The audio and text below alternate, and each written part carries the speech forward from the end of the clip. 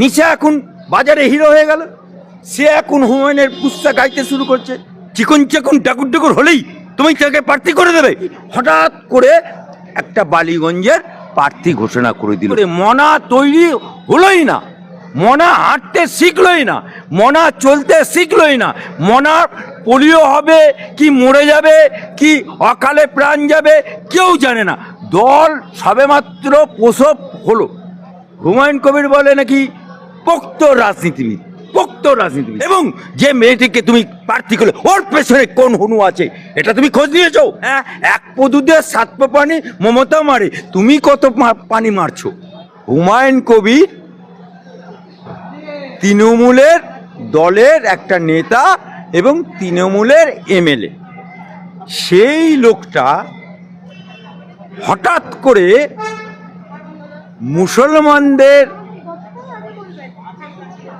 সুড়সুড়ি দিয়ে তিনি বাবরি মসজিদ উদ্বোধন করব বলে, কিন্তু তাকে সেই বাবরি মসজিদকে কেন্দ্র করে বাবরি মসজিদ করার দায়ে তাকে তার দল তাকে তালাক তালাক তালাক বহিষ্কার বহিষ্কার বহিষ্কার। কে করলো? করলো অ্যানাউন্স করলো কে? ফিরাদ হাকিম, যে কিনা গেঞ্জি পরে টাকা নেয়। আমার কলকাতা কা মেয়র, দায়ে কে মুসলমান, বাঁয়ে কে মুসলমান, অ্যানাউন্স করলো কে? মুসলমান। বহিষ্কার করলো কাকে? মুসলমান। আমার প্রশ্ন, তাহলে তৃণমূল দলের যে রাজ্য সভাপতি হিন্দু তিনি কোথায়? এবং গদগদ মুসলমান জেলা এবং সেই জেলার সভাপতি যিনি তিনিও হিন্দু, কোথায় গেল? অর্থাৎ উনি মোচমানকে দিয়ে মোচমান কাটলো।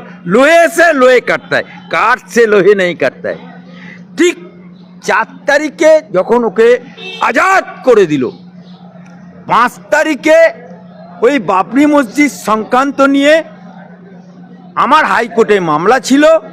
সেই মামলাতে হুমায়ুন কবির আমার ফার্মে এসে আমাদের পাওয়ারনামা দিয়ে গেছিল।